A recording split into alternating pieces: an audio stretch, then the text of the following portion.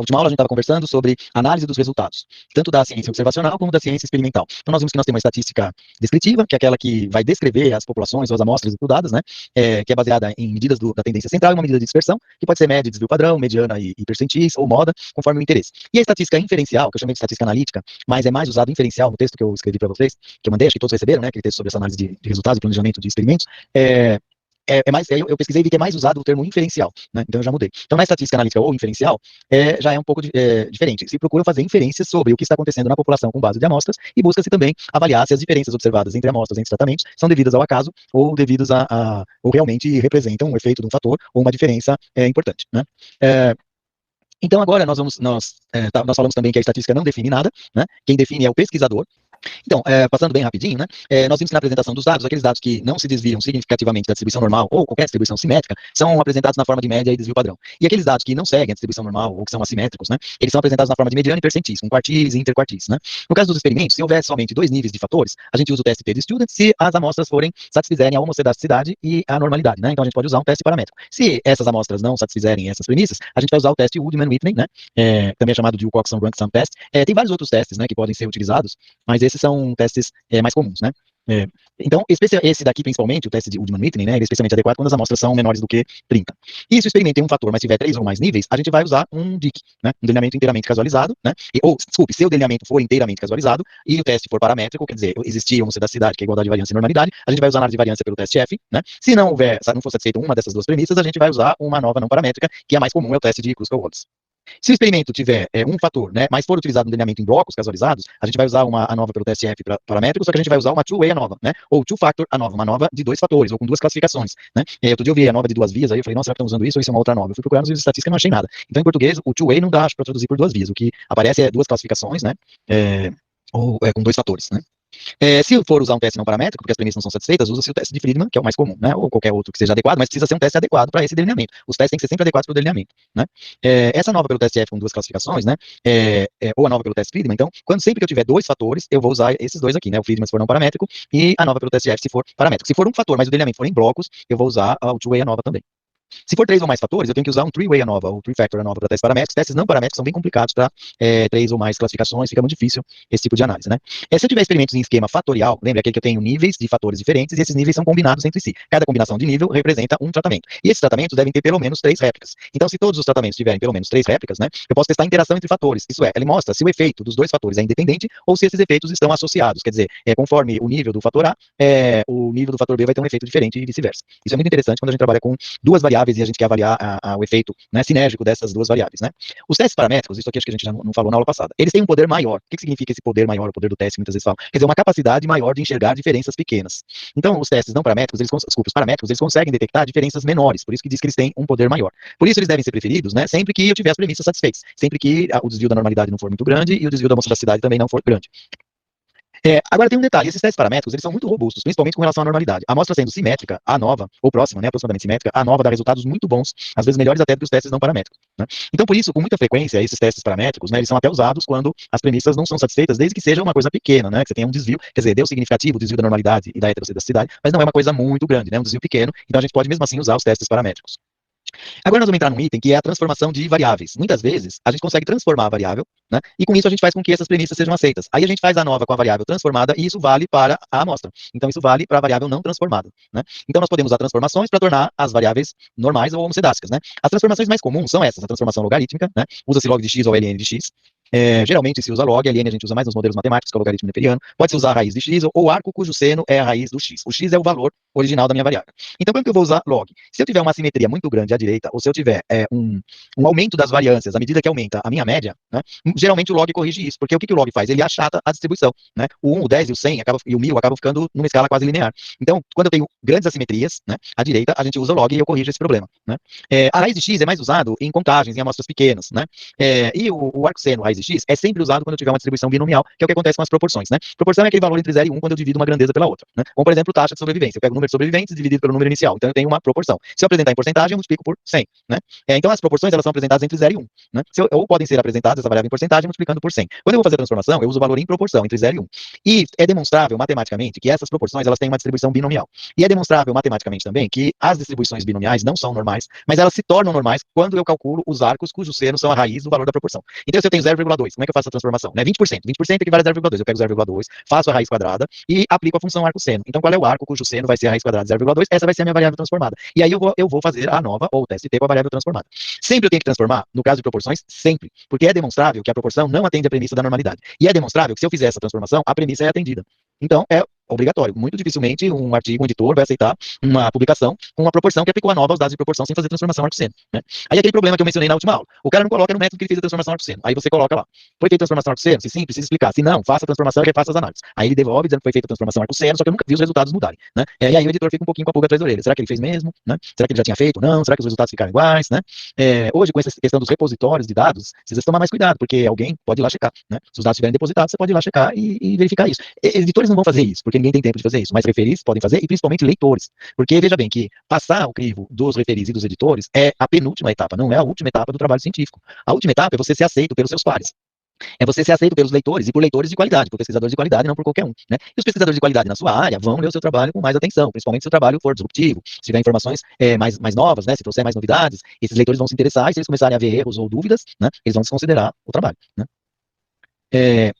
Então, vejam, essas transformações, elas devem ser feitas, né, nessas circunstâncias. Se vocês pegarem o livro do Sokal e Rolf, que eu coloquei na bibliografia para vocês no texto que eu mandei, ele vai explicar direitinho quando que a gente usa cada uma dessas transformações. E mesmo quando esteja fora daqueles usos comuns, a gente pode tentar. A gente tenta, faz o teste depois e vê se melhorou as premissas ou não, né? Qualquer que seja a transformação que a gente faz, os dados, eles são sempre apresentados na forma original. Então, a gente nunca vai apresentar dados transformados, porque, veja bem, o que interessa é os dados. Quem que vai entender? Você coloca um monte de arco, seno lá, em pi, ninguém vai entender nada. Então, os dados são apresentados na forma original, e o resultado do teste estatístico vai do lado dos dados originais, não dos dados transformados. Os dados transformados não entram, né? Seria uma situação excepcional, pode ser que, eventualmente, você queira discutir o método, e aí você vai colocar os dados transformados, mas isso é uma situação excepcional. De modo geral, nunca entra os dados transformados, mas os dados originais. O resultado do teste é o resultado só dos dados transformados, né?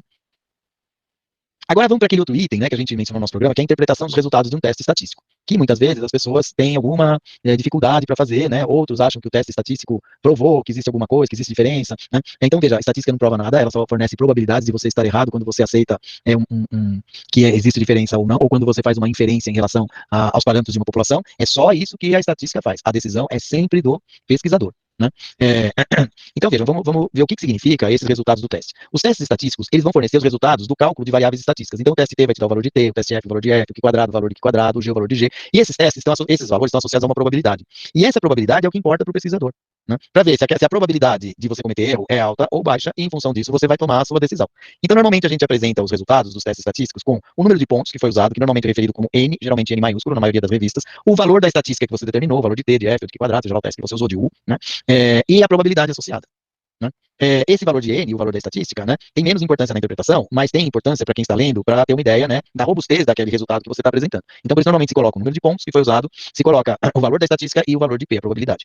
Os estatísticos gostam muito de pôr o quadro de análise de variância. Isso não se usa em hipótese alguma. Isso talvez em algum trabalho de matemática você possa eventualmente usar, mas não tem sentido colocar para você conhecer os quadrados médios. Se você coloca o N, já dá para você saber quais são os graus de liberdade. Muitas vezes se coloca também os graus de liberdade. Depois do P se coloca GL igual, né? Isso pode se colocar também. Mas o quadro de análise de variância não.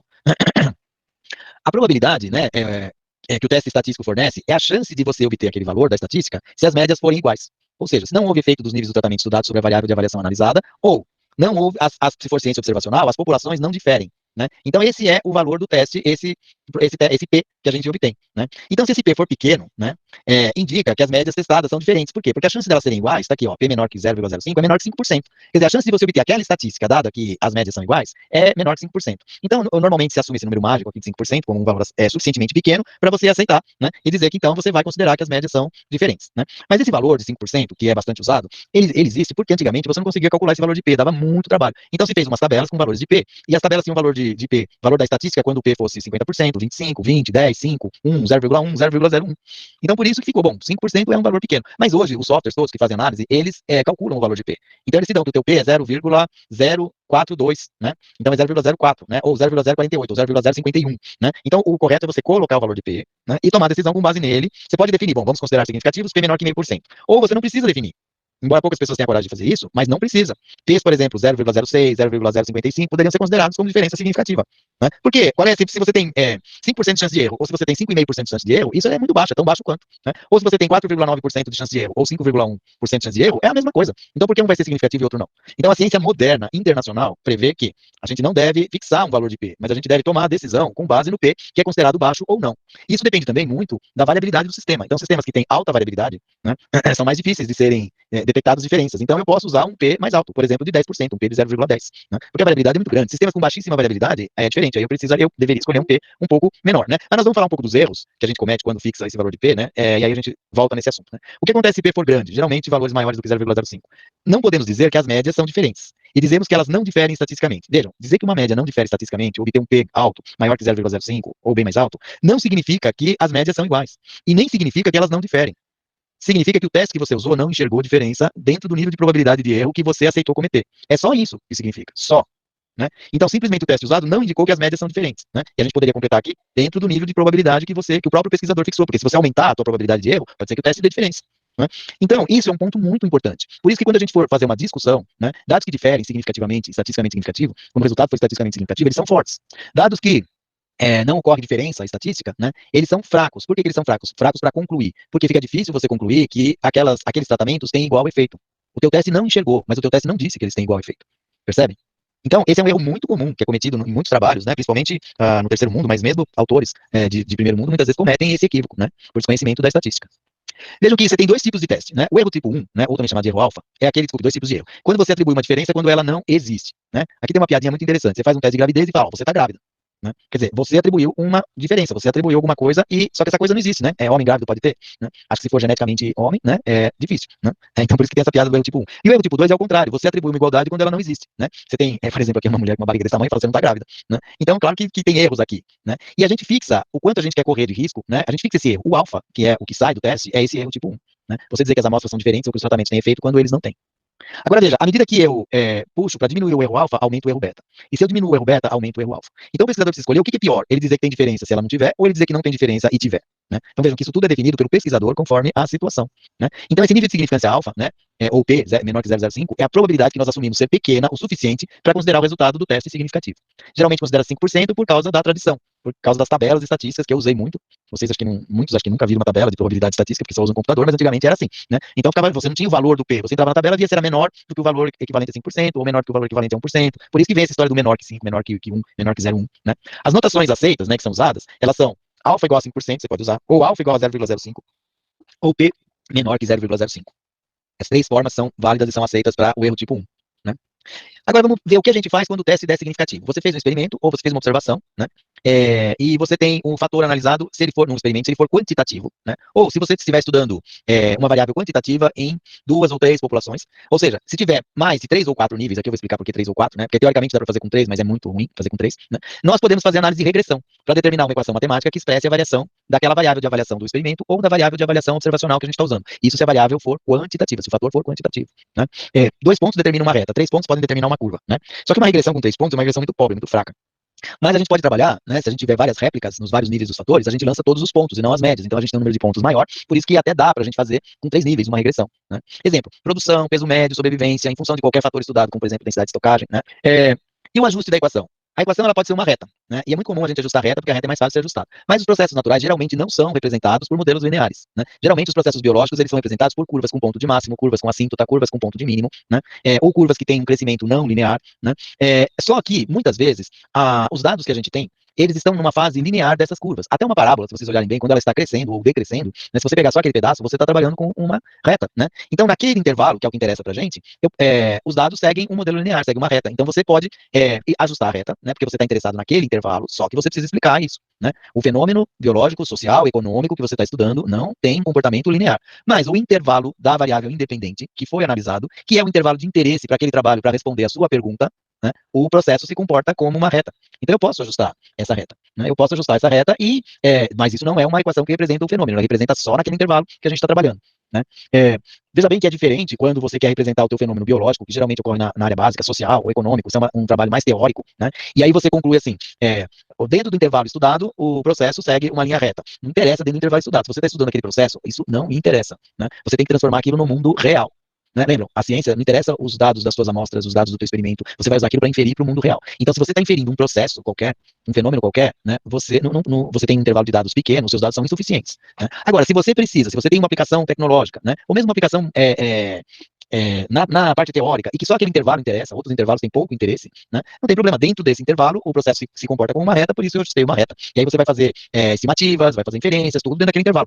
Vejam que a diferença, ela pode ser até sutil, mas ela é brutal quando você pensa na ciência, né, como uma forma de explicar o que acontece no universo, ou gerar aplicações para o ser humano, né, gerar processos, gerar tecnologia, né. Então vejam, uma coisa é você querer explicar um fenômeno e ter só um pedacinho dos dados e dizer que naquele intervalo é uma reta. Outra coisa é você dizer que para a aplicação que você precisa, só aquele intervalo interessa, e naquele intervalo o processo segue uma equação linear, segue uma reta. Deu para entender bem, gente? Difere muito ciência internacional de ciência nacional. Ciência de alto nível de ciência de nível mais baixo. O pesquisador não consegue interpretar o que ele obteve, né? Ele não consegue transformar aquilo no mundo real. Essa é a maior dificuldade que os pesquisadores têm. Então, fala assim, mas no outro trabalho o cara fez uma reta, é só uma reta, no mesmo processo foi aceito. Mas como ele discutiu os seus dados? Qual era a pergunta que ele queria responder? Para que ele ajustou aquela reta? Vejam que objetivo, análise de dados, discussão e conclusões, tem que estar tudo alinhado, né? E alinhado com o título. Uma prática muito comum nas variáveis quantitativas, quando a gente faz a nova, é depois de fazer a nova, né, fazer o desdobramento dos graus de liberdade em polinômios. Então você pode ajustar uma equação linear, uma equação quadrática, uma equação cúbica. Aí o pessoal, isso é muito comum na área de agrários, mas muito comum. Aí o pessoal coloca lá, se eu tenho até 4 graus de liberdade, eu posso ajustar a cúbica. Aí é feita uma análise de melhoria em relação à variabilidade explicada por essas equações, e aí o pesquisador conclui. O processo segue um modelo quadrático, ou segue um modelo cúbico. E daí? O que isso significa? Né? O modelo cúbico, por exemplo, ele implica numa equação, tipo uma senoide, sobe, desce, né? Como é que você vai explicar crescimento e comprimento de uma planta ou de um animal se sobe e desce? Então, esse modelo cúbico não interessa, aquilo é um artefato dos seus dados, isso não explica nada, né? O próprio Pimentel Gomes, que é um grande estatístico da área de agrárias, e grande parte do que a gente tem hoje de livros de estatística na área de ciências agrárias, e até testes e discussões, vem do Pimentel Gomes, né? Eu tinha um pouco de preconceito no começo, porque o pessoal seguia muito cegamente o Pimentel Gomes, mas ele é da professor da Exalc, da USP. Com o passar do tempo, ele evoluiu muito, eu admiro ele hoje. O livro dele, de estatística, o mais novo, é muito diferente dos livros de quando eu comecei a carreira. E eles enxergam muito mais essa questão do mundo real. Nesse último livro dele, ele critica drasticamente os polinômios ortogonais para você desdobrar os graus de liberdade da nova, coisa que ele mesmo propunha no início. Mas claro, todos evoluíram também. Evoluí em muitas coisas que eu falava antes, hoje eu vejo que não vale. Então essa questão de desdobrar graus de liberdade nesses polinômios não devem ser utilizadas, né? Porque uma equação matemática, ela deve expressar ou um pedaço de um processo, né, ou o processo como um todo, conforme a pergunta, o objetivo do trabalho, né? Então é meio complicado você usar uma equação que não tem nada a ver com o processo e que ela tem um pontinho de máximo ou de mínimo, porque os dados subiram um pouco naquele ponto, né? Provavelmente por acaso, né? Então eu não aconselho a usar essa prática de fazer a nova seguida dos polinômios. Agora, pode-se utilizar os testes pós-hoc, né, que são utilizados nas variáveis qualitativas, né? Se a gente quer saber quais médias diferem entre si, a gente faz um teste pós-hoc.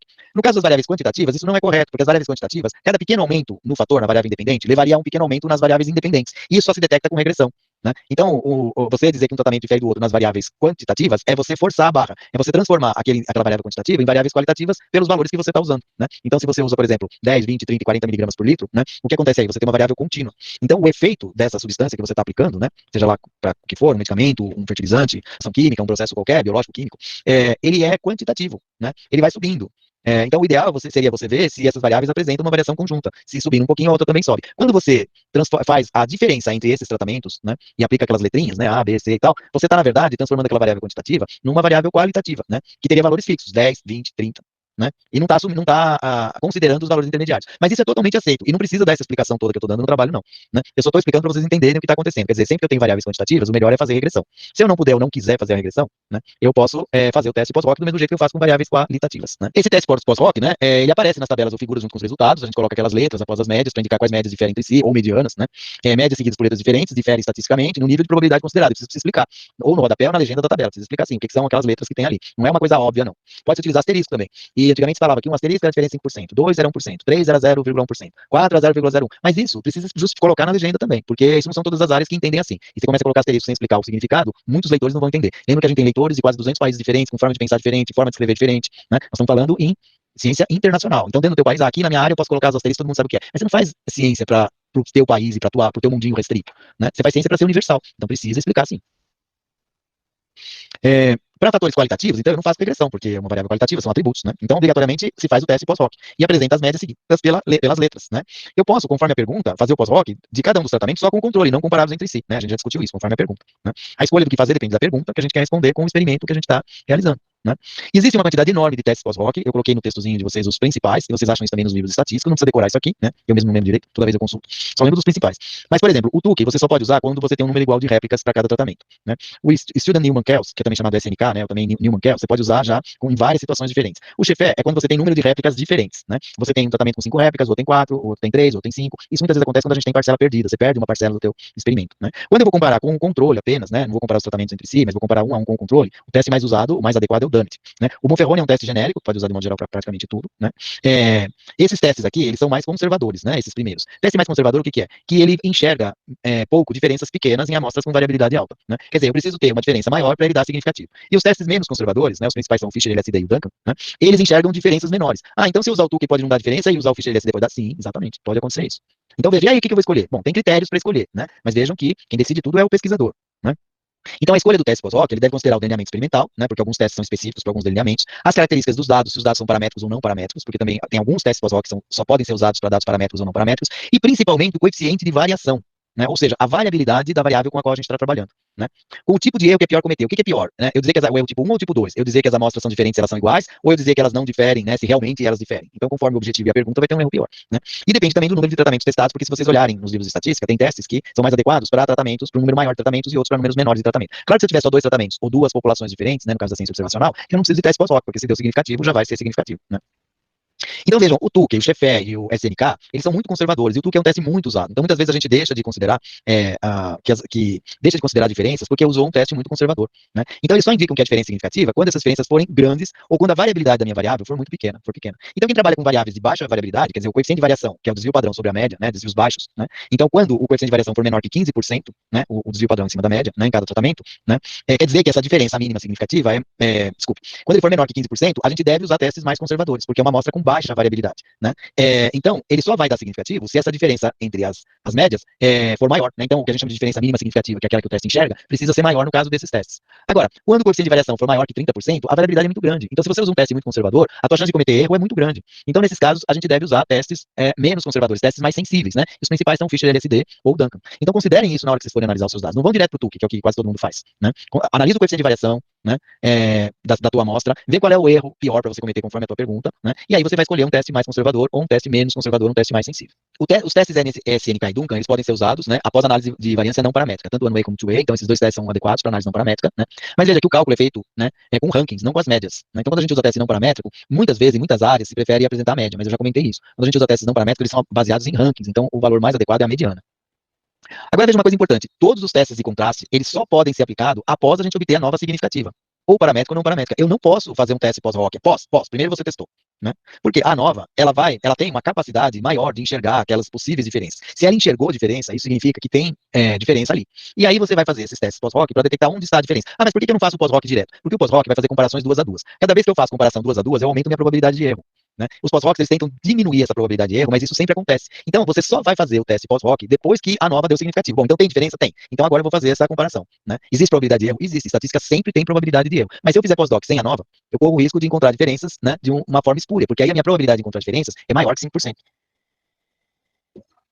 Então, quando a gente vai explicar o que foi feito no trabalho, as amostras foram submetidas à nova, para a métrica, por exemplo, pelo teste F, a nova pelo teste F, seguidas pelo teste de Tukey, ou seguidas pelo teste LSD. Né? Nunca se põe o teste primeiro. Né? E nem fala que as amostras diferiram pelo teste pós-hoc. As amostras ou os tratamentos diferiram pela nova. O teste de pós-hoc é um teste auxiliar, ele só serviu para você identificar onde possivelmente está a diferença. Mas o que te garantiu a diferença é a nova, não é o teste pós-hoc. Então nós vamos passar para um outro item, que é a correlação e regressão. As pessoas têm um pouco de dificuldade de trabalhar com isso em estatística. Geralmente, quando a gente faz curso de estatística na graduação e na pós-graduação, o curso nunca chega na correlação e regressão, para na nova, né? E isso gera um pouco de dificuldade, as pessoas às vezes têm também um pouco de bloqueio, né? E também existe uma confusão enorme entre o que é correlação e o que é regressão, e isso está cheio de trabalhos publicados, inclusive em revistas boas, né? Em que os pesquisadores confundem essas coisas. A correlação, ela varia exclusivamente se duas variáveis apresentam variação conjunta. Quer dizer, duas variáveis apresentam um padrão de variação conjunta. Quando uma aumenta, a outra aumenta. Ou quando uma aumenta, a outra diminui. Né? Ou quando uma diminui, a outra diminui. A correlação pode ser direta ou pode ser inversa. Né? Mas existe uma variação conjunta. Isso é correlação. Inclusive, tem alguns autores que colocam, além da ciência experimental e observacional, falam em ciência correlacional. que é aquela que vai buscar correlações entre variáveis. Eu, particularmente, não gosto muito dessa abordagem, porque eu acho que a correlação ela cabe tanto dentro de experimentos, onde a gente faz correlações entre variáveis, por exemplo, as variáveis, não necessariamente as variáveis de avaliação, mas as variáveis de monitoradas, né, eu posso fazer correlações, e principalmente na ciência observacional, porque como na ciência observacional eu não faço manipulação de variáveis, eu coleto os dados e vejo se tem variações conjuntas. E se tiver variações conjuntas, eu não posso inferir relações de causa e efeito. Uma pode causar a outra, sim, pode, mas eu não tenho condições de avaliar isso, eu só posso dizer que uma varia em conjunto com a outra, dentro de um determinado padrão.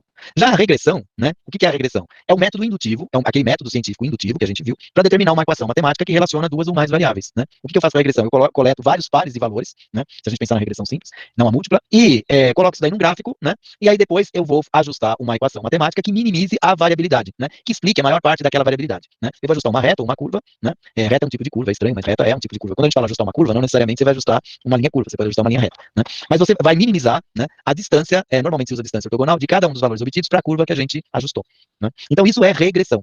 A gente usa mais regressão, muitos autores falam que a regressão a gente deve usar quando você supõe que a variável independente causa a dependente, né? Isso é muito usado mesmo na ciência. Você calcula uma equação, você coloca uma variável independente, aquela que você acha que está causando a outra, né? Mas, veja, o fato de ter uma regressão significativa, muito bem ajustada, não significa relação de causa e efeito. A relação de causa e efeito só pode ser feita com ciência experimental, no qual eu manipulo variáveis, no qual eu coloco controles e no qual eu faço aleatorizações. Eu posso fazer regressão, por exemplo, entre duas variáveis coletadas na natureza, né? Coletadas numa população qualquer, né, de seres humanos, né, entre variáveis econômicas, eu posso estabelecer a curva, né? A curva de regressão, na verdade, ela tem duas funções básicas, né? Representar aquele fenômeno biológico, então, ser um modelo matemático que representa aquele fenômeno biológico, ou social, ou econômico, ou físico, ou químico, seja lá o que for, né? Ou então, você ajusta uma regressão para poder calcular um valor em função de outro, né? Então, isso pode ter uma aplicação muito grande. É muito mais fácil você medir uma variável, você estabelece uma regressão, você mede aquela que é fácil medir, a outra que é muito difícil medir, você faz uma estimativa pela regressão, né? Então, a regressão, ela serve para isso, né? Ou você vai ajustar um modelo matemático para explicar um processo, um fenômeno natural qualquer, né? Ou social, né? Como a gente já falou. Ou então, você vai fazer por razões práticas para fazer estimativas de uma variável em função da outra. Agora, existem duas coisas, né, duas variáveis estatísticas que a gente precisa entender muito bem a diferença, que é o coeficiente de correlação e o coeficiente de determinação. Numericamente, o coeficiente de correlação é igual à raiz quadrada do coeficiente de determinação, numericamente, mas conceitualmente eles são variáveis diferentes, né? Então, o que é o coeficiente de correlação linear de Pearson? É o R. O que ele mede? Ele mede, né, se a variação conjunta entre aquelas variáveis é próxima de uma reta, crescente ou decrescente. É isso que o R mede, né? E o que mede o R2, né, que é o coeficiente de determinação? Não é coeficiente de correlação. O coeficiente de determinação, ele mede a proporção da variabilidade que a curva que a gente ajustou explica. Esse é o coeficiente de determinação. Eles só são uma raiz do outro numericamente. Essa relação é numérica, mas não é conceitual. Tudo bem, gente? Então eu vou usar coeficiente de determinação sempre que eu tiver uma regressão. Eu não vou colocar o R numa regressão. Por que o R2? Por que eu vou colocar o R2? Porque eu quero saber qual é a proporção da variabilidade explicada. Então, o R2 de 0,92 significa que 92% da variabilidade é explicada por aquela linha, né, de regressão ajustada, por aquela curva. E um R,92 significa que aquelas variáveis têm uma alta correlação linear. Tá? Então, a interpretação é diferente, né? Então, conceitualmente, são grandezas diferentes. Não façam essa confusão. E não é tão difícil, né? Por exemplo, se a gente pegar o coeficiente de correlação, ele varia de -1 a +1. Por quê? Porque se a variação conjunta for inversa, ele vai dar negativo. Quando que ele vai dar negativo? Quando uma variável aumenta e a outra diminui. Quando ele vai dar positivo? Se aumentando uma, aumenta a outra também, e vice-versa, né? Quer dizer, diminuindo, diminui a outra também. Então o R ele varia de -1 a +1. Quanto mais próximo de 1, mais forte é a correlação e mais próximo de uma reta. Veja que o R, o coeficiente de correlação, é correlação linear de Pearson. Às vezes o pessoal não escreve o linear, mas ele vale para relações lineares.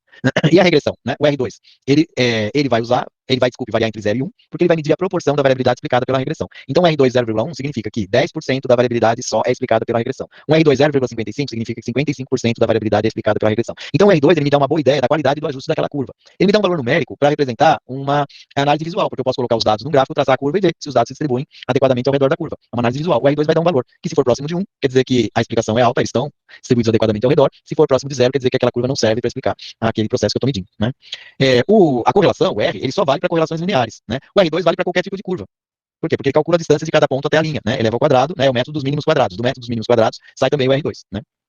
O R, ele foi definido, né, para quando as duas variáveis têm erro. Isso é uma questão importante, a gente não tratou muito disso. Mas se eu coleto duas variáveis na natureza, as duas variáveis são aleatórias. Eu coloquei isso no texto para vocês. Por quê? Elas têm erro, porque elas foram coletadas, né? Agora, se eu fixei uma variável num experimento, né, por exemplo, eu fixei 10 miligramas por litro, 20 miligramas, 30 miligramas, eu digo que as variáveis são fixas. Por que elas são fixas? Porque eu fixei esse valor e eu coloquei esse valor, né? Então o R2, na verdade, o R, ele não deveria ser calculado para experimentos. Então, para experimentos, como eu tenho sempre uma variável fixa, que é o X, que é o fator testado, e variáveis aleatórias, que são as variáveis de avaliação, né, eu deveria usar só o R2 se eu fizer a regressão, e não o valor de R, né? O R2, ele não depende da distribuição de frequência das variáveis. O R, ele também não depende da distribuição de frequência. Não importa se a distribuição é normal, se não é, se tem homocedacidade, se não tem, né? Se a distribuição é binomial. Mas para você testar, se você for fazer um teste, se o R é significativo ou não, as duas variáveis precisam ter normalidade. Agora, um outro erro que todo mundo tem cometido, e a culpa disso é principalmente do Excel, é que o Excel, ele solta o valor de R sempre com R maiúsculo. tanto faz o R como o R2. Mas R maiúsculo é usado só para regressão múltipla. R de coeficiente de correlação linear maiúscula não é usado nunca, não existe nunca. Então o R é sempre minúsculo, o R2 é sempre minúsculo, a não ser que você esteja trabalhando com análise multivariada ou com regressão múltipla. E aí você pode usar, aí pode não, deve usar o R maiúsculo, né, para representar. Vendo agora como a gente representa essas regressões e correlações, né, dentro de um padrão internacional, eu coloquei aqui uma figura com vários subplots. Isso aqui é um trabalho de economia nosso também, que está sendo submetido para publicação agora, né. Então aqui a gente tem retorno sobre o investimento, relação benefício-custo, período payback, né, que é o período de retorno do capital, BEP, agora o que significa que me deu um branco. E aqui você tem log 10 do tamanho das fazendas, né, nesse eixo aqui. Então a gente vê que deu retas, né, eu estou representando aqui os pontos e estou representando as retas, né, e aqui eu coloco a equação matemática e aqui eu coloco o valor de R2. Né? Esses números aqui, eles são pequenos. O ideal é usar a fonte maior para colocar a equação e o R2. A gente coloca isso dentro do gráfico. Fica muito mais fácil de visualizar. Mas se não couber, a gente pode colocar na legenda do gráfico a equação ajustada e o valor do R2. Mas você colocando aqui dentro, dá mais força visual. Né? Você enxerga, ó, por exemplo, esse aqui R2 é 81. Nossa, aqui é 81% da variabilidade da relação benefício-custo é explicado pelo tamanho das fazendas tomado em logaritmo. Né? Quer dizer que isso tem uma força significativa, uma força grande. Né? Aqui 0,79, veja que também é uma força, é uma coisa significativa, né? Importante. Não significativo do ponto de vista estatístico, né? Mas do ponto de vista da interpretação. Agora, por que a gente fez as equações? Porque é interessante pegar o valor do tamanho das fazendas, né, e estimar esses parâmetros para valores intermediários. Então, se eu tenho interesse em fazer essas estimativas, eu coloco a equação e eu faço a regressão. Agora, vamos supor que isso não tem interesse. O meu objetivo fosse só mostrar, né, que existe uma variação conjunta entre tamanhos das fazendas e os indicadores de viabilidade econômica. Então, eu poderia usar o coeficiente de correlação. Né? Veja que isso dá muita força também. Se usa em vermelhinho, porque o vermelhinho é um segundo cenário que a gente fez, tá? Por isso que a gente plotou aqui com vermelho. Pense só nas bolinhas em preto. Então vejam, isso é um tamanho de fonte mais adequado para você colocar numa figura, num artigo internacional, muito embora as revistas estão negligenciando isso ultimamente. Hoje eu mandei para a minha revista, para Fishes, que é a minha segunda, né, a minha revista principal, é a Aquaculture Reports, porque eu criei, e agora eu trabalho também como editor-chefe da Fishes, mandei uma lista de recomendações em termos de formatação, e uma delas é essa do tamanho da fonte. Eles estão publicando umas figuras com os tamanhos de fonte muito pequenos, fica difícil de ver e o efeito visual não é tão grande. Os próprios pontos aqui poderiam ser maiores. E aqui também, ó, os rótulos dos eixos, né, esse trabalho ainda, essa figura ainda não é a definitiva, né, aliás, nós vamos usar isso aqui, mas aqui os rótulos teriam que ser maiores, não pode ficar assim, né, isso fica muito apagado. Agora vejam, se o meu objetivo for só mostrar que o retorno sobre o investimento diminui com o aumento do tamanho da fazenda, eu não ponho equação e nem R2. Eu ponho essa reta para mostrar graficamente e coloco o valor de R, ó, 0,89, está bem próximo de 1, quer dizer que é uma correlação forte. Olha aqui a relação benefício-custo, é uma relação muito forte, 0,90, né, e mesmo aqui, ó, o R2 aqui é 0,68, porque é uma variável bem mais, uma variabilidade bem maior, né, mas quando você põe o R, que é a raiz, olha, ele tem uma forte correlação também, embora exista variabilidade, o R é 0,82, aqui também, o R é 0,82, né? Então, para eu mostrar só a tendência, eu vou usar a correlação. Se eu quiser calcular a significância desse valor, existe um teste T, que a gente pode fazer, nos softwares tem, os livros de estatística tem, e você calcula qual é a probabilidade desse R ser diferente de zero, né? Algumas revistas pedem isso, pode ser calculado, né? Então, tendência, eu uso o coeficiente de correlação. Quando eu quero fazer estimativas, eu uso as regressões. Pode falar, Marcelo. Professor, primeiro, boa noite. Uma dúvida, esse R não tinha que ser negativo nas retas decrescentes? Sim, tem um erro, e esse erro foi meu, porque eu peguei esses gráficos aqui e coloquei os R's. Não é verdade, ele tem que ser negativo aqui, mas aqui é negativo, aqui é menos 0,89, menos 0,90. Mas vejam, o valor em módulo do R é o que importa para dar a força da correlação. Né? O sinal só indica se ele é decrescente ou crescente. O sinal aqui tem que ter menos mesmo. Ele só vai indicar se ele é decrescente, né? Esses dois aqui. E aqui é positivo, não precisa colocar, mostra que ele é crescente. Algumas vezes, muitos autores não colocam os gráficos, colocam só o valor de R, porque um R, por exemplo, 0,89, 0,90, né, 0,82, é um R muito forte. Eu gosto que se coloque a análise gráfica também, porque isso dá para você ter uma ideia dos valores que foram usados para calcular o R. Né? Você pode calcular pode colocar o R, o número de pontos. Se você fizer o teste, você põe os graus de liberdade e não precisa fazer o gráfico. Ou calcular a equação e não precisa fazer o gráfico. Mas é que muitas vezes, quando você olha o gráfico, você vê que aquele R é alto, mas na verdade a relação é maior ainda, porque se a relação for uma curva, né, o R ele vai passar no meio da curva. Então ele vai ser alto, porque ele vai mostrar se a relação é crescente ou decrescente, porque as variáveis crescem ou decrescem. Mas quando você vê os pontos, né, você vê que a correlação é maior ainda, porque se você ajustar uma curva, vai te dar um valor bem mais alto. Né? Só que o R não serve para curvas. Eu até hoje não encontrei alguma coisa que servisse para avaliar só a tendência. Para curva, usa sempre o R2, né? O R ao quadrado. E aqui, por exemplo, isso aqui é um trabalho nosso também, já é um trabalho de qualidade de água, né, mais voltado à limnologia. Aqui o que a gente fez? A gente plotou 4 tratamentos diferentes com cores diferentes. Quando você plota os tratamentos com cores diferentes, o que você observa graficamente? Que não existe um padrão. Essas cores e símbolos são distribuídos mais ou menos de uma forma aleatória. Então, isso é uma forma de você ter uma estatística descritiva e você enxergar, você pode colocar isso nos resultados, com base no gráfico e na discussão. Você não fez teste, mas você mostra que não existe um padrão. Né? Os 4 tratamentos têm, o comportamento das variáveis é mais ou menos igual. Né? Aqui é o carbono, né? Em miligramas de carbono total por litro no cultivo, então isso mostra que o material de suspensão sobe com a concentração de carbono, né? A clorofila sobe com a concentração de carbono, a transparência desce com a concentração de carbono, né? Parâmetro, mas também sobe, né? Então isso indica que esse carbono deve ser carbono orgânico do fitoplâncton, porque aumentou o carbono, aumenta a clorofila, né? Aumentou o carbono, aumenta o material de suspensão. Isso está sugerindo, indicando que esse carbono ele está em organismos e que esse material de suspensão é principalmente formado por organismos, né? E não por material particulado inorgânico. Pode ser material particulado, né? Mas orgânico. Material particulado orgânico é resto de animal vegetal morto, né? Transparência diminui com o aumento do carbono. Por quê? Porque aumenta o fitoplâncton, né? Consequentemente o zooplâncton, isso sombreia, a transparência diminui. E o padrão é basicamente o mesmo. Né? Se a gente fosse fazer um gráfico para cada tratamento, a gente não conseguiria pegar esse padrão porque os dados eram poucos, não eram suficientes. Né? Então você joga todos os dados no mesmo gráfico, mostra aqui a correlação. Né? Aqui eu pus o valor negativo. Esse trabalho já está publicado também, é do nosso grupo. E as cores, atualmente, é quase que não se admite figuras sem cor, porque é tudo online, as cores fazem muita diferença, ajudam muito a gente a perceber as coisas, né? As revistas ainda publicam por tradição. Muitos autores não gostam. Eu não quero publicar colorido. Por quê? Porque dá mais seriedade o gráfico preto e branco. É uma questão de hábito, né? Talvez isso aqui pareça um brinquedo, né? Porque é todo colorido, mas a gente enxerga muito mais. Imagina se não seria muito mais difícil você olhar esses símbolos se fosse tudo preto, e você teria que distinguir entre o losango, a bolinha, o triângulo, o quadrado. Aqui, além do símbolo ser diferente, a cor é diferente, então é muito fácil, né? Por exemplo, aqui você percebe, opa, esse verdinho aqui, que é o Integrated Multitroph, tá um pouquinho acima, hein? Então, nessa variável aqui, pode ser que tenha alguma variação, mas como tem valores aqui embaixo, ó, também, tá vendo? Isso faz parte agora o que a gente está fazendo é um item que é interpretação de gráficos, está no nosso programa, né? Então, o que esse gráfico está mostrando? Está mostrando que não tem diferença entre os tratamentos, né? E que existe uma variação, né? Entre essas variáveis que estão aqui colocadas no eixo Y, né? E a quantidade de carbono na coluna d'água, né? Essa variação é crescente no caso da clorofila, o sólido de suspensão e o SS. Nós vamos interpretar depois outros gráficos um pouco mais complicados, e aí vocês vão entender. Interpretar gráfico é uma coisa incrível, mas boa parte dos pesquisadores não sabe. A gente pega trabalhos nas revistas que o gráfico está claro mostrando uma coisa, o pesquisador põe ao contrário. Por quê? Porque a hipótese dele era ao contrário, ele faz o experimento, o gráfico mostrou que é daquele jeito, que é aquela tendência, mas ele conclui que não é. Ele conclui o que ele pensava anteriormente. Isso se vocês pegarem, desculpe, né, as revistas nacionais, mas isso é mais frequente nas revistas nacionais do que nas revistas internacionais de alto nível. Mas também aparece submissões, né? É difícil isso passar pelos referidos e ser publicado, né? Mas em várias revistas nacionais está publicado até, né? Aqui tem dois exemplos também de um artigo nosso de economia. Quando não há relação ou correlação, como que a gente faz, né? A gente pode simplesmente apresentar o coeficiente de correlação linear e dizer que não tem diferença, isso se a gente que fizer o teste estatístico. Mas se a gente não fizer, porque as variáveis, por exemplo, não são as duas com erro ou não são normais, a gente pode apresentar um gráfico como esse, né? Então vocês veem aqui que existe uma variação aleatória, né, da feed conversion rate ao longo aqui do eixo do x, né? Isso quer dizer que não existe variação conjunta, quer dizer, a feed conversion rate não aumenta em função do tamanho, né, das fazendas aqui, no caso desse exemplo, né? Então a gente plota todos os pontos e traça uma linha média, faz a média de todos os valores, traça uma linha média pontilhada e coloca o valor, como foi feito aqui, ó. Isso aqui é o conteúdo de proteína em porcentagem, né? Então a gente também é um gráfico com subplots. Artigo internacional tem subplot. É muito difícil você colocar uma figura sozinha, né? Se você tem mais de uma figura que tem o mesmo eixo de x, você tem que colocar no subplot. Pode ser, né? Se uma figura é a figura 1 e a outra é a figura 8, de repente, né? Pode não ficar muito bom colocar no subplot. Mas não se faz mais trabalhos com 12 figuras, 15 figuras, né? Cada gráfico é uma figura. Normalmente se faz subplots de variáveis similares, né? E se coloca como A, B, e C, né? A letra geralmente tem que ser grande, né? Bem visível e no alto, né? Para identificar cada um dos gráficos. Isso deve ter na legenda, o que é o A, o que é o B, né? Então, não tem correlação, ou a regressão mostrou um R2 muito baixo, né? Normalmente, quando o valor de R2 é menor que 0,5, quer dizer que menos da metade da variabilidade é explicada por aquela curva. Então, R2 abaixo de 1,5, normalmente a gente não considera, não traça a equação de regressão.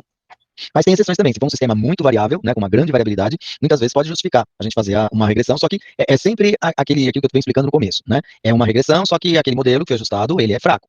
Por que ele é fraco? Porque ele explica uma porcentagem pequena da variabilidade, menos de 50% da variabilidade. Provavelmente tem outras variáveis aí interferindo, né?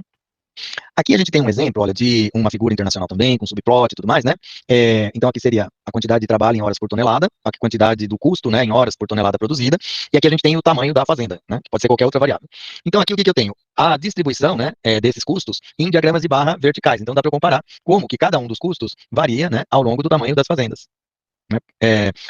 Essa legenda aqui é um pouco pequenininha, um pouco pequena, dificulta da gente visualizar, né? Principalmente aqui na apresentação.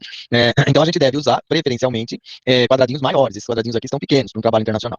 Agora observem que isso aqui não é um histograma. Mas tamanho de fazenda não é uma variável contínua? Então deveria ser um histograma, quer dizer, as barras deveriam ser emendadas. Deveriam se aqui fosse uma escala contínua. Mas observem que aqui embaixo, ó, aqui eu tenho valores 0,1, 0,2, 0,3, 0,5, 1,3, 1,4, 185, 220 hectares. Então observem que aqui eu transformei essa variável contínua, que é tamanho de fazendas, nesse gráfico, como uma variável discreta, né? Ela está quase como uma variável qualitativa. Por quê? Entre o 29 e o 185 teria que ter um espaço enorme aqui, concordam? E o espaço está igual, né? Então quando eu tenho uma variável contínua, mas eu não tenho a escala de forma correta, ou então interrompida com aquele cortinho, né, de duas barras, né? A escala aqui ela está contínua, né? Aqui está contínua, mas no eixo do X não. Então essas barras funcionam como um diagrama de barras e não como um histograma. E também a gente não pode inferir nada em relação ao modelo, né? Por exemplo, não pode dizer aqui que existe um decréscimo, depois uma subida, né? Depois outra subida. Aqui caberia um modelo, por exemplo, uma equação cúbica, né? Mas isso não significa nada, porque esses pontos aqui, ó, essas barras aqui, estariam bem lá na frente, percebem? Ó, aqui é 23, aqui é 29, aqui é 185. Isso tinha que estar lá na frente. Então aqui eu estou trabalhando como se fosse uma variável qualitativa. Tudo bem? É diferente da regressão. Na regressão, por que foi colocado lá em escala logarítmica? Né? Lembra, escala logarítmica, quando a gente fez regressão, esse é o mesmo trabalho. Eu vou até voltar. Ó, aqui, ó. A escala aqui está logarítmica, né? Olha aqui nas retas. A escala está logarítmica. Por quê? Porque essa variável aqui, ó, ela tem uma simetria muito grande. Então, quando a gente explica log, tudo fica mais perto, né? Então, essa transformação log, ela é muito útil, né, na hora da gente representar as variáveis. Então, conforme a gente está falando, não é histograma, porque a variável independente ela está sendo tratada como uma variável qualitativa, entre aspas, né? Porque o eixo do x não apresenta uma continuidade. Vejam que o uso de cores é sempre possível e sempre deve ser utilizado, né? Atualmente, sempre usem cores. Essas barras elas poderiam ser mais alargadas também, desde que elas não se tocassem, se elas forem mais alargadas, isso melhora um pouco a visualização. E principalmente essas caixinhas precisariam ser um pouquinho maiores, porque aqui ó, foi apresentado o trabalho temporário com uma machúria, né? Com quadriculado. E o trabalho permanente com uma barra cheia. Então aqui dá pra gente identificar muito bem como é que a gente vai interpretar isso aqui, ó. O trabalho temporário, ele é praticamente total nas fazendas pequenas, e a proporção dele vai diminuindo nas fazendas maiores, né? O trabalho temporário. E o trabalho permanente vai aumentando nas fazendas maiores, né? E aqui tem os vários tipos de trabalho, né? Nas fazendas menores a gente teria basicamente a manutenção, alimentador, a despesca, a contabilidade. Aqui já tem motorista, né? Tem guarda noturno, secretário, supervisor, além desses trabalhos mais tradicionais. Vejam que esse é um gráfico bem complexo, porque tem muitas variáveis. Esses gráficos com muitas variáveis na mesma barra, né, eles ficam um pouco complicados da gente avaliar, da gente entender. Eles não são gráficos muito adequados, né? É que nesse caso, nós achamos que não teria outro jeito melhor de representar. Mas sempre que puderem representar, como esses aqui, ó, que tem 3 ou 4 variáveis, ó, fica muito melhor para a gente trabalhar. Geralmente esses gráficos com mais de 4, 5 variáveis já se tornam muito complexos, inclusive os diagramas circulares. Veja bem, aqui é uma outra figura, né, também um trabalho do nosso grupo de comportamento, e aqui a gente tem a variação, é o tempo de latência para se alimentar, quer dizer, quanto tempo um animal demora para ir se alimentar depois que foi oferecido o alimento. E aqui tem as horas do dia, né, para ver se tem uma alimentação maior noturno diurna, e aqui tem a média. Então vejam, cores, fundamental usar as cores, facilita muito. Bom, tá na mesma sequência, né, poderia usar um achoreado, poderia, mas com cor fica melhor, né. E as letras que são colocadas aqui em cima, ó, letras grandes, negritadas, a gente sempre negrita os rótulos dos eixos, isso aqui chama rótulo do eixo, né, então X-label em inglês, né, e aqui são as tick marks, e aqui tick values, também a gente negrita, tudo isso deve ser negritado, essas letrinhas aqui de preferência também, né? Então aqui, mas tem 2 tipos de letra, tem maiúsculo em preto e tem minúsculo em vermelho, né? Então isso deveria ser colocado na legenda, deve ser colocado, né? O que significa a letra vermelha e o que significa a letra preta, né? Aqui possivelmente a vermelha é a comparação entre as horas, então é o 6 com o 12, com 18, com 24, né, na mesma barra. E a vermelhinha é a comparação dentro da hora. Então veja que a gente consegue colocar essas informações no mesmo gráfico, né, de uma forma que não fique uma coisa muito complicada, né, colocando cores, né, alterando o símbolo, põe maiúsculo e minúsculo. Negrito é uma coisa que as pessoas gostam muito de usar, mas o negrito, ele dificulta a visualização. Então a gente só usa o negrito, desculpe, negrito não, itálico, tô falando bobagem. O negrito sim, a gente deve sempre usar, as cores a gente deve sempre usar, letras grandes, né, sempre usar, mas o itálico, ele dificulta a visualização. O pessoal gosta de itálico, mas não deve ser utilizado nem grifado. O grifado também dificulta a leitura. Então itálico e grifado, só quando for obrigatório. Evitem ao máximo de utilizar, isso é comunicação visual. Fica mais bonitinho. Tá bom, pode ficar mais bonito, mas o principal, né, num trabalho científico é o entendimento. Então o itálico ele gera mais dificuldade para entendimento. Vejam aqui, isso é um outro trabalho nosso também. Vai me aproveitar falando do itálico, as fontes que usa, não sei se você já falou, eu esqueci. Não, pode falar, Patrícia, pode falar. Não, fonte que usa, imagina, usar fonte simples, Arial, isso, a gente enxerga. Eu tô falando porque eu sou míope, né? Então, assim, e também mesmo pra leitura, dificulta essas fontes muito rebuscadas, e bonitinho assim pra gente, mas pra quando você trabalha num PowerPoint, não fica legal pra leitura, a gente não consegue compreender direito. E eu acho que o negrito que você falou ajuda muito, eu tô falando por mim que sou míope, né? Eu, quando coloco a negrita, eu consigo ver de longe, se tem uma palestra, eu tô distante da tela, eu facilita bastante. Eu tenho notado que agora o pessoal não tá querendo muito usar o negrito em apresentações, e eu acho que não deviam perder esse costume, porque facilita muito a leitura.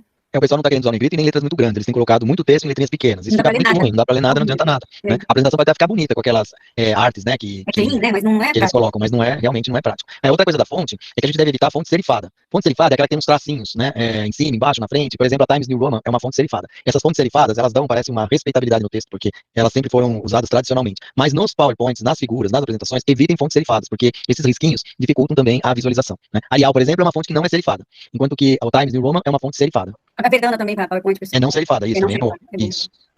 Aqui, olha, eu quis mostrar uma figura bem complexa, né, que atualmente muitas revistas estão aceitando e até gostando, porque você faz um diagrama e você coloca quase tudo naquele diagrama. Então, um texto de uma página ou mais está aqui nesse diagrama, né. Só que vejam, embora seja intuitivo isso, mas precisa ter uma explicação. Primeiro, precisa ter uma legenda completa. Por que essa caixinha é cinza? O que é cinza? O Total Operating Cost, né? O que isso aqui é azul, né? Income maior que... Maior que... Agora precisa ter uma legenda, outra legenda. Tudo explicado, tudo explicativo, sem texto. Então, antigamente, seguros, é um pouco assim, é muito ligado a isso, né? Gravamente, as peças, as cores, uma série de coisas mais dificuldades. Até hoje, tem texto que não você trabalha, mas que muito não pode explicar uma coisa excelente, né? As pessoas mais visuais, mais cidade, né? Resume muito o trabalho, né? Assim, tudo explicado, mas falta nem explicação, pode ter um link aqui, né? Eu parei muito de gente nessa figura, até agora, depois de na publicação. Eu não faço ideia aqui, a quantidade de informação que tem nessa figura, a quantidade de texto, informação. Então, você tem muito bem analisado, porque esse link, sabe o que vai perfeito? Se você tiver o leitor, o link, eu não faz sentido, e vai fora. Então, as figuras, né? Autoexplicativas complexas, normalmente tem muito listas das mas principalmente na divisão. Essa divisão precisa sintetizar as coisas, né? Então, você sintetizar de uma figura complexa, isso é bem visto, muito bem aceito, né? Nessas maioria das revistas internacionais.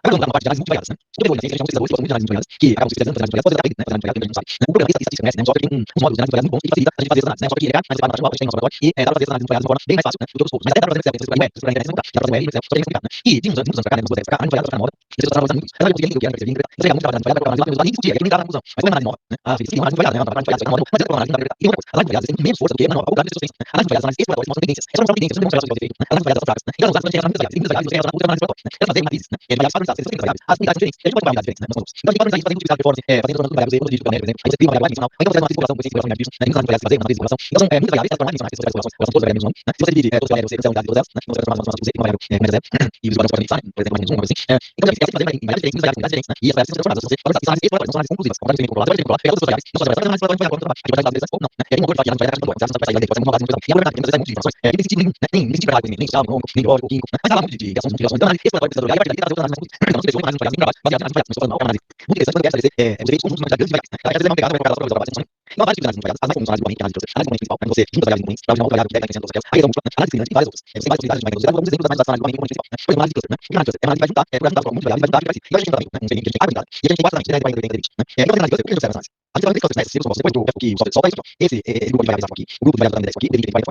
Então o que a gente conclui? O orçamento altera a qualidade da água, né? Por quê? Porque a água está concentrada. Não permite, concluir isso, é isso, né? Embora a conclusão deveria ter análise de variância, né? Mas dá para concluir, e existe uma relação muito nítida, muito grande, então a gente tem uma força, né? O orçamento de 10 interfere, de uma certa forma, na qualidade da água, só que quando a gente sobe uma variável quantitativa, né? Quando a gente sobe para 20, para 40, 40, esses níveis interferem de forma bem similar, todos eles são significantes, enquanto que a água está também é importante, e o 10 está bastante baixo. Então se você divide o regulamento, né? Esse é o trabalho nosso também no nosso grupo, se você divide o regulamento, com análise de cluster, tem uma relação muito interessante, né? Mas muitas vezes a gente faz análise desse tipo, e os resultados não mostram nada. Ou algumas vezes, quando a gente tira umas variáveis, porque ainda tem umas 15 variáveis nessa análise. Aí pega, você vai fazer um teste, pega a variável que está mais influenciada, a gente muda o cluster. Então como é interessante isso, a variável elas são diferentes de variável, e eles são uma conclusão diferente. Então por que é difícil concluir em função da análise variável, né? Eu tive uma variável no regulamento, né? Ou da marca, então eu tirar 3 elementos importantes, que não deve variar nada. Ah, mas deve não ser nada, deve no regulamento. Ah, então aí vai complicar, né? Porque já tem 15 variáveis, se tiver 12, é no número de variáveis, e o regulamento sai diferente. Então tem variáveis, o regulamento faz sentido. Na sua área de trabalho, né? Se você trabalha com médica, robótica, agrária, cultura, faz sentido, você vai variável. Ele ajuda a mostra esse pesquisador, você vai interpretar. Deve ser uma análise exploratória, você explorar os seus dados, né? Cuidado com conclusões de análise muito variável. Aqui já na conclusão principal, a interpretação é muito mais complicada. Então você faz essa coisa, não diz nada. Você faz uma conclusão, você pensa no não chega nada, né? Não, dentro desse interpretação, vamos interpretar o PCA, que não é fácil. Na verdade, não aceita nenhum PCA, a interpretação desse resultados. Só passa percebido, porque senão não aceita. Porque o autor tem que interpretar. E aí depois, vão ver se concordam ou não com a interpretação, né? Então tem trabalho nosso. O trabalho aqui a gente tem dois caminhos, né? O PP, o PPC, tem duas espécies, o PPC tem 3 espécies, funções biológicas fundamentais, né? Então, o que nós colocamos na primeira análise é todas as variáveis, e a cria fatores, né? Componentes, é que tem poucas variáveis que englobam essas anteriores. Então, eu procurei a variedade colocar nos fatores, né? Nos componentes principais. Então, aqui nós temos principalmente 1 e principalmente 2, né? Aqui é 0, 1, 2, 1, 2, 3, tudo é convertido em unidades decimais, né? Aí nós temos PPC, PPC4. No caso aqui, o PC mais PPC2, tem 56% da realidade. Então, eu vou colocar aqui na minha realidade explicar, mas o PPC vai ficar mais 10%, o PPC4 mais 5%, o PPC vai se faltou, já também os dois primeiros componentes principais, né? Então, a gente colocou os pontos vermelhos, né? Para as duas espécies, e os outros 3 espécies, né? Então, o que a gente olha aqui, ó, e no gráfico da variedade vamos falar em cores diferentes. Se olharmos os valores azul, né? São os números vermelhos, não tem padrão. Eles estão distribuídos mais ou menos aleatoriamente nos 4 quadrantes, né? Então, quer dizer, parece que exatamente não interfere muito, né? E esses números 1, 2, 3, 4, esses números variáveis, 1 dia de experimento, 15 dias de experimento, 30 dias de experimento e 45 dias de experimento, né? E essas setas apresentam a relação, né, das variáveis originais com as duas variáveis novas foram criadas, vai ser 1 e a 2, né? Então aqui é, por exemplo, tal, quantidade, temperatura, pH, né? Muitas relacionadas com essas variáveis. Então a gente já entendeu tudo bem nesse gráfico aqui, não tem que interpretar isso. Essa foi pequenininho, mas acho que me deixou bem entendido, não para apreciar, por causa das conclusões gerais da que uma grande relação desses, né? Mas é bastante, né? Então a gente precisa levar os pontos justamente, são os vermelhos, então eles não afetaram a qualidade, né? Os dados coletados do dia 1, 15, 30, 1, 2, 3, esses são os dados 2 e 3, ó, 1, 2, 3, ó, eles são aqui tem muitos dados no 2, 3, né? Enquanto o 44 tem poucos e o 41 muito menos. Aí a gente vai fazer uma consideração dos dados no 4, ou seja, um 45 dias diferente, né? Isso quer dizer o quê? Que a qualidade da água variou no tempo, porque a consideração dos dias 1, 15, 30 é mais ou menos aleatória, mas se tiver 45 ou é diferente, porque precisamos todos esses dados considerados aqui no 41 e mais um pouco nos outros. Aqui não é uma interpretação. Isso aqui. Agora tem as correlações dessas variáveis, a gente tá descobrindo o que é o componente principal, o que é o componente principal, né? Então, o fator 1 aqui, ó. E ele tem uma correlação positiva, como a gente subiu, por exemplo, ó. Vendo que o eixo do fator negativo não tá indo pro lado positivo, então aumenta o oxigênio, né? Aumenta o fator 1, né? Ou ele causa aumento do oxigênio, né? O hidrogênio, né? E o fósforo total, né? Hidrogênio fósforo total tá dentro do fator 0. O fator 1 positivo, hidrogênio total, fósforo total. Então o fator 1 tem a correlação positiva entre hidrogênio, fósforo e oxigênio, né? E ele tem uma correlação negativa, né? Com temperatura, ó, por isso negativo, que é 0, né? Quantidade e pH, né? Ou com pH, principalmente temperatura. Então, o que a gente infere, qual o processo que leva aí que mostra essa correlação desse tipo de correlação? A fotossíntese. Então, o processo de fotossíntese negativa, a temperatura, porque essa temperatura, a fotossíntese deve, a temperatura é a mais complexa. Essa quantidade faz fotossíntese, você usa a quantidade, você absorve nutrientes e você absorve hidrogênio, né? Essa correlação faz sentido. A fotossíntese ela gera oxigênio, oxigênio. E ela gera, né, também, né? Uma incorporação do hidrogênio, né? Hidrogênio e fósforo, não tem essa correlação positiva. Agora, o hidrogênio orgânico tem uma correlação negativa, porque ele é absorvido, tudo bem? Então, a gente já subiu o fator negativo e o fator 2. E ele tem uma correlação positiva com o hidrogênio orgânico, ó, fator 2 aqui, ó. Né? Na verdade, o hidrogênio orgânico é positiva, uma correlação forte, essa é grande e é positiva, né? E ele tem uma correlação negativa com temperatura, oxigênio, pH e clorofila, né? Então, baixa a temperatura, baixa o fator 2, né? Oxigênio, né? Fator 2 diminui o oxigênio, né? É uma correlação negativa, pH e tem clorofila. Então, a gente isso se refere à decomposição, né? E a predominância da decomposição ocorre no início discutivo, né? Por quê? Já a decomposição seria o fator 2, ó, início discutivo, número 3, aqui, ó. Bastante positivo com o fator 2, né? No início da fotossíntese, né? No início, e a fotossíntese predominante final, vai aqui, ó. Correlação positiva com o fator 1 seria a fotossíntese. Ó, para vocês aí, como vocês analisarem e tentarem entender melhor, pode explicação, jogar, acompanhar muito bem, tem habilidade com análise especial. Mas vocês têm uma interpretação complexa e já conclusões em cima disso é muito qualificado, sabe? Como ninguém tem nada especial, em várias áreas, não só na biológica, as pessoas abusam, sabem fazer análise, aprendendo os dados, baseados muito disso nos trabalhos, né? Bom, vamos agora para o tópico dos modelos matemáticos, né? Modelo matemático assusta muita gente, menos o pessoal da área de exatas, mas a gente tem que entender que o modelo matemático não é uma coisa tão complicada como parece, né? Ele é muito usado no método dedutivo, aquele método da ciência que a gente aprendeu no início, né? O método dedutivo trabalha muito com modelos matemáticos, mas eu posso usar no método indutivo, aquelas equações que você faz por ajuste de curvas, né? Por exemplo, equação de crescimento dos indivíduos de uma espécie, crescimento populacional, equações matemáticas que relacionam variáveis econômicas, né? Como a gente mostrou, variáveis sociais, são modelos matemáticos que tentam interpretar aqueles fatores. Então, esses modelos eles podem ser interpretados com a descrição de um fenômeno, né? Usando conceitos de linguagem matemática. Então, em essência, o modelo matemático ele descreve um fenômeno usando a linguagem matemática, assim como a física, né? Que a maior parte do conhecimento está matematizado, as outras áreas também podem fazer isso e tendem a caminhar para isso, né? E o pessoal, principalmente de humanas, que muitas vezes fala, não, mas na minha área não se usa isso, na minha área não se usa, por enquanto. Porque na biologia, quando eu comecei, quem mexia com o modelo matemático da biologia era louco. Ou era da área de ecologia, ou era da área de genética, né? Alguma coisa, mas alguma coisa muito pequena, e o pessoal falava que a biologia estava nessa fase de matematizar, tinha gente que falava que não, que isso não ia acontecer. Hoje, quase todos os processos biológicos, quase todos não, mas muitos processos biológicos fenômenos, são descritos por modelos matemáticos, principalmente para possibilitar previsões, né? Então, na essência, o modelo matemático é essa descrição de um fenômeno, qualquer linguagem matemática. A área de humanas também vai se matematizar, em economia é muito usado, bastante até, mas na área social, menos, muito menos usado, em algumas áreas, muito pouco usados, né, os modelos. Mas isso está caminhando cada vez mais para se descrever os processos na forma matemática. Agora, tem dois aspectos, ou você descreve um pedaço do processo, e aquilo serve para você fazer estimativas, ou você tem uma equação que descreve o fenômeno, e aquilo permite você fazer extrapolações, e você tentar forçar aquele modelo para ver o que vai acontecer. Para você fazer previsões, não basta o pedacinho de dados que você pegou, você tem que ter um modelo que realmente representa o teu processo biológico. Não adianta você fazer a 9 e ajustar um polinômio de grau 2 ou grau 3. Você tem que ver se aquele polinômio, né, se aquela equação representa aquele processo, aquele fenômeno. Por exemplo, uma coisa bem simples de entender. Quando o animal nasce, ele já tem um tamanho, né? Então, uma curva de crescimento, no tempo zero, ela pode ter um tamanho. Ou esse tamanho é tão pequeno que você pode assumir que esse valor é zero, né? Mas você pode ter um tamanho. Então, são duas características que pode ter um modelo, conforme a espécie que você está trabalhando. Eu estou trabalhando com uma espécie que tem uma larvinha de micrômetros, e o adulto tem 1 metro, então é zero, né? O teu modelo vai começar do zero. Uma curva de crescimento, ela não pode ser uma curva monotonicamente crescente. Muitas vezes a gente só tem dados na fase exponencial, na fase linear da curva. Então ela está crescendo, parece que é uma reta, né? Mas a reta não vai, quando você prolonga, ela não vai chegar na origem, não vai chegar no tamanho inicial. E os animais não crescem, ou as plantas, indefinidamente. Então um modelo, para representar crescimento, tem uma assíntota, né? Quer dizer, tem uma fase em que o crescimento para, né? Que muitas vezes é representado pela assíntota, que seria um crescimento desprezível a partir de um certo tempo. Bom, mas eu estou interessado só no pedaço em que os animais, as plantas, crescem rápido. E isso, quando eu ponho os pontos, dá uma reta. Perfeito. Você pode fazer interpolações. O que significa interpolações? Você pode colocar vários valores, né, no eixo do x, variáveis independentes, para estimar as dependentes, dentro daquele intervalo que você analisou, mas você não pode fazer extrapolações. Não sei se vocês estão entendendo, se alguém tiver dúvida, pergunta. Por que interpolação pode? Porque você ajustou dentro daquele intervalo, você tem dados que mostram que naquele intervalo o fenômeno funciona como uma reta, ou como uma equação exponencial. Mas fora daquele intervalo, você não tem dados e você sabe, sabidamente, a reta não funciona. Então, a gente não pode fazer as extrapolações. Agora, você só tem dados na fase de reta. Aí você ajusta, com base em outras informações, uma curva com assíntota, pegando o exemplo do crescimento, né, que acho que é mais fácil todo mundo entender. Pode ser humano, animal, planta, o que for, bactéria. Não populacional, falando crescimento individual, né? Crescimento em tamanho, em comprimento ou em massa. Bom, se tem assíntota, se tem a fase exponencial de crescimento, então você já pode fazer as extrapolações, porque o teu modelo já está representando aquele fenômeno biológico. Embora toda extrapolação requer cuidado, né? Quando você não tem dados naquele intervalo, que é a extrapolação, sempre tem que ter cuidado, né? Muitos dos modelos que são usados hoje, o pessoal usa modelo de forma indiscriminada. Eu comecei trabalhando muito com modelos bem simples, modelos lineares, exponenciais, assintóticos. Fiz muitas simulações e vi também que parece um pouco análise multivariada. Às vezes você troca 2 pontos, muda, né? E as extrapolações, principalmente, elas requerem um certo cuidado, né? Então, hoje o pessoal usa supercomputadores e usa quantidades de dados gigantescas, porque você não tem só uma variável independente, mas você tem um monte de variáveis independentes. Então, você consegue cobrir um número muito maior de variáveis e você consegue resultados, né? Que, vamos falar assim, pode ser por regressão múltipla, da sua variável dependente, resultados mais precisos. Mas muito cuidado com as extrapolações. As extrapolações são muito complicadas. Eu vou ver se eu trago uma figurinha na próxima aula, que eu uso às vezes para falar de extrapolação no tempo, né? Porque eu fico um pouco receoso com essas projeções que as pessoas fazem, né? Catastróficas, principalmente. Isso tudo é baseado em modelos, e os modelos bem simplesinhos com os quais eu trabalhei, eu já vi que são bem sensíveis. Eu suponho que esses modelos mais complexos, que eu não tenho experiência, eles devem ser bem mais robustos, né? Mas eu não tenho toda certeza, não. As pessoas gostam muito de apresentar coisas assim meio mirabolantes. Por exemplo, análise multivariada, eu até não entendia nada, eu achava que era uma maravilha. Muita gente falava, mas você ainda não está trabalhando com análise multivariada? Mas como? Análise multivariada é top, né? É igual quando eu fiz o meu TCC, que eu trabalhei com o índice de Shannon-Wiener, índice de diversidade. Era o top. O meu artigo mais solicitado, antigamente o pessoal não tinha acesso, pedia separata. O meu artigo mais solicitado separata é o meu trabalho de conclusão de curso dos anos 80, né? Que concluí em 80. Vinha pedido do mundo inteiro. A gente recebia aqueles cartões, eu ficava bravo, porque eu não estava mais trabalhando com isso, aqui foi só o TCC. E dos outros trabalhos não vinha, ninguém pedia nada. E daquele pediam direto. Mas por quê? E era em português ainda. Os caras do mundo inteiro pediam trabalho em português. Mas por quê? Todo mundo achava que o índice de Shannon-Wiener era o top, ia resolver tudo.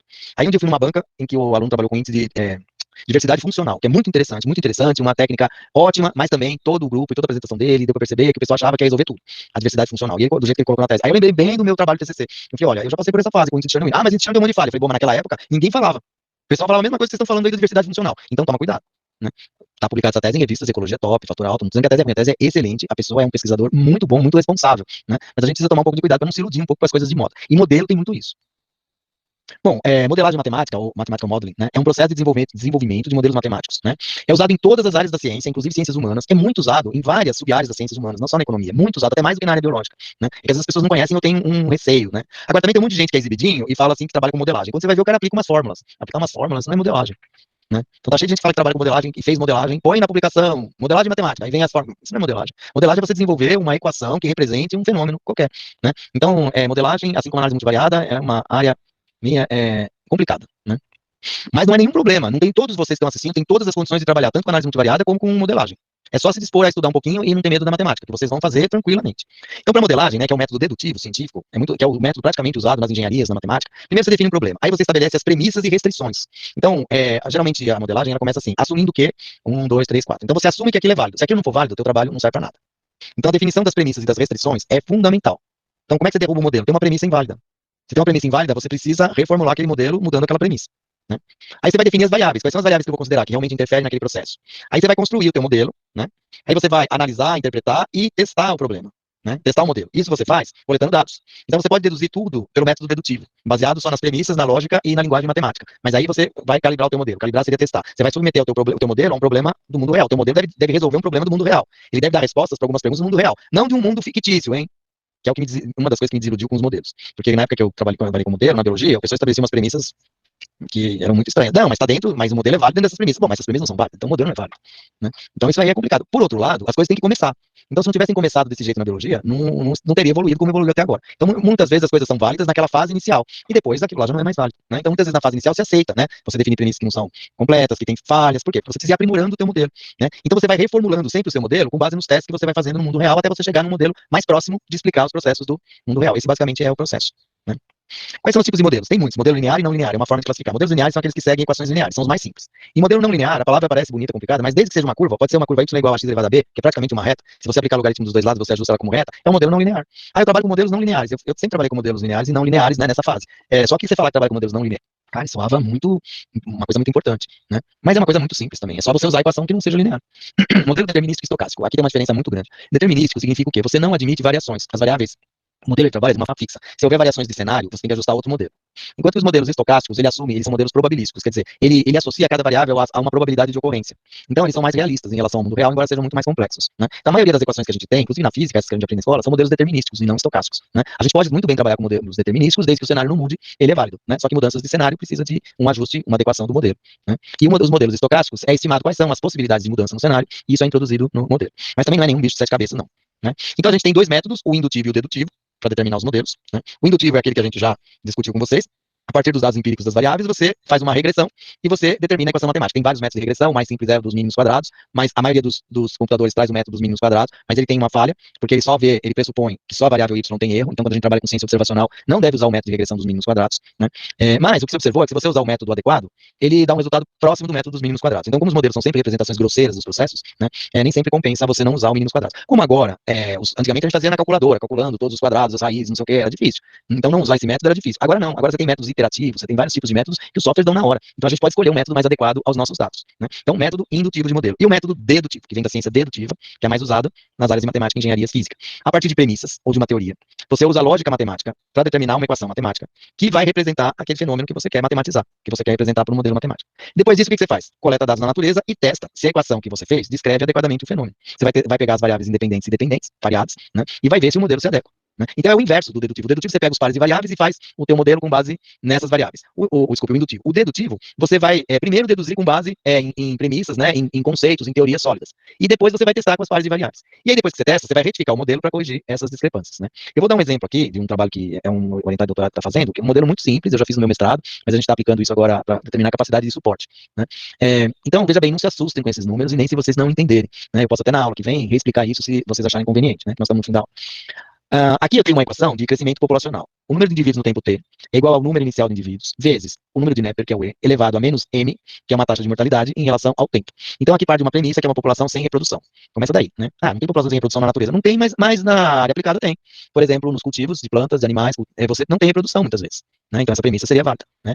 O N0 aqui estaria em número de indivíduos por hectare. O M, esse coeficiente de mortalidade, como é que a gente determina? Dá para demonstrar matematicamente, é que eu não coloquei aqui, senão fica muita matemática, que ele é igual a menos o logaritmo da sobrevivência. Então eu pego a sobrevivência, se for 80%, eu pego 0,8, calculo o logaritmo, inverto o sinal e coloco aqui. N0 é o número inicial, e aqui é o tempo. E a massa dos indivíduos, o peso? Eu posso demonstrar também que essa massa vai ser igual à massa inicial, né, vezes um número de Neper elevado a uma constante K vezes o tempo, tá? Isso daí é demonstrável matematicamente, isso faz sentido, porque o crescimento em massa é exponencial, né? Pelo menos numa fase, depois ele vira assintótico, né? E esse K, o que significa esse K? Esse K, ele é a derivada da massa no tempo t por dt, né? E essa derivada aqui, qual é a solução dela? É o logaritmo da subtração do peso no tempo t, a massa, né, menos o logaritmo do t0 dividido pelo delta t, pela diferença de tempo. Essa é a solução da derivada, que é o K que eu vou colocar aqui. Tudo bem? Aí, se eu quero saber a biomassa no tempo t, como é que vai se comportar a biomassa? Vamos pensar num viveiro, né? Mais fácil para mim, e a maioria, muita gente aqui trabalha com agricultura. Eu quero saber a biomassa no terceiro mês de cultivo. A biomassa ela vai ser igual ao número de indivíduos que estiver lá dentro vezes o peso médio, concorda? Então a biomassa no tempo t vai se depender do número de indivíduos e do peso médio desses indivíduos. Mas o número de indivíduos eu calculo por essa equação. E o peso médio eu calculo por essa equação aqui, ó. Então eu pego essa equação e multiplico por essa equação, que é o que eu coloquei aqui. Rearranjando isso, né, os fatores multiplicativos vai ficar N0 vezes W0 vezes E elevado a menos MT vezes E elevado a KT, né? E o produto, né, do exponencial, né, vai ser igual ao E elevado a K menos M vezes T. Então vejam que a partir de uma premissa, né, que o tamanho da população cresce segundo uma equação exponencial dependendo do tamanho inicial e da taxa de mortalidade, e de outra premissa mostrando que o peso, num determinado intervalo, ele cresce também segundo uma equação exponencial dependente da massa inicial e dessa taxa de crescimento. Eu podia pôr a equação exponencial aqui, aliás, no nosso trabalho a gente usa, mas é que isso ia virar um negócio muito complicado aqui para entender. Então por isso que eu usei só essa fase exponencial. Então eu tenho que a biomassa no tempo T, eu calculo pelo número inicial dos indivíduos, o peso médio inicial, o número de Neper, elevado a esse fator K, né, esse coeficiente K menos o coeficiente M vezes o tempo. E aí eu tenho uma equação que me dá a biomassa no tempo. Deu para entender? Isso é um modelinho bem simples, né, desenvolvido pelo método dedutivo. Aí eu vou lá nos meus viveiros e coleto os dados. E aí eu vejo qual é o valor estimado e qual é o valor real. Então, se eu pegar dados de vários viveiros, eu posso ter uma ideia da precisão do modelo. Ah, eu peguei os dados, peguei várias estimativas, fiz uma média, né, tô falando em termos bem genéricos, e encontrei que a diferença em média dá 20%. Quer dizer que esse meu modelo tem uma precisão de 20% para estimar a biomassa a partir do tempo T. Vejam que se mudar o cenário, muda. Né, pode mudar, porque o crescimento ele depende também da temperatura. Então, eu posso inserir uma terceira equação aqui, que seria o crescimento em massa dependendo da temperatura. Eu posso introduzir um outro fator da temperatura interferindo na sobrevivência, e aí esse coeficiente M vai mudar. Então você vê que à medida que você introduz mais variáveis, o teu modelo vai ficando muito mais complexo. E nós estamos falando só de modelo determinístico, não estamos falando de introduzir probabilidades que tornam o modelo bem mais complexo. Né? Agora veja bem, que tem uma aplicação muito interessante aqui, né? Que essa equaçãozinha eu fiz no mestrado, nunca usei, e agora a gente vai acabar usando. Porque por acaso ninguém fez até agora, né? O que é raro, muito raro. Se eu tenho que MS é a massa seca dividido pela massa úmida, quer dizer, a proporção de massa seca, e se eu tenho que ET é a excreção dos animais, que foi medido no laboratório, porque não dá para medir no viveiro nem na natureza, no tempo T, né, medido em miligramas de amônia total por grama de massa seca, né, a carga de amônia liberada no tempo T, né, ela vai ser o quê? Ó? Essa carga de amônia liberada, né, vai ser igual à massa dos indivíduos, vezes a proporção de massa seca, né, N0 vezes W0, que é aquela equação de cima que vai me dar a biomassa. Né? Se eu multiplico pela proporção de massa seca, eu tenho a massa seca. Se eu tenho aqui a taxa de excreção por massa seca, eu vou ter a excreção. Né? Isso aqui ó, é o restante daquela equação, né? Era o N vezes o W, vai dar o N0, W0 vezes isso aqui. Mas eu introduzi mais esses dois fatores que vieram dessas premissas aqui, ó. Então aqui eu deduzi a equação matemática da excreção ao longo do tempo de toda a população do viver. Isso está em miligramas por hectare, porque aqueles dados geralmente são obtidos assim. Mas se eu dividir isso por 10 a sexta, né? Então eu coloco isso daqui vezes 10 a menos 6, introduzo isso aqui, eu vou ter em quilogramas por hectare. Então eu consigo estimar qual é a excreção em quilogramas por hectare de amônia, e a partir daí eu posso definir qual é o nível de tolerância dos organismos e determinar a capacidade de suporte. Então vejam que os modelos, eles propiciam várias aplicações. Agora, essa aplicação, ela vai ser válida se as premissas forem válidas e se aquelas condições nos quais o modelo foi desenvolvido permanecerem. Tudo bem? Bom, aqui é a leitura, né, que eu já mandei no texto de vocês, então a gente não precisa de tocar nisso. Ficou faltando a gente complementar, né, como eu previa mesmo, aquela última parte que a gente vai tratar dos dirigentes dos grupos de pesquisa, formação de redes, formação de grupo de pesquisa, a atuação do orientador, a atuação dos alunos, que eu acho que é uma coisa bastante importante, né, faz parte do processo científico, né, e que eu gostaria de discutir, então, na quinta-feira com vocês. Então, além de fazer aquela sequência toda, né, que eu vou apresentar, essa parte a gente vai discutir também na semana que vem, nós vamos discutir um pouquinho disso. Né, comportamentos e tal, que é uma coisa bem interessante. Então, quem eu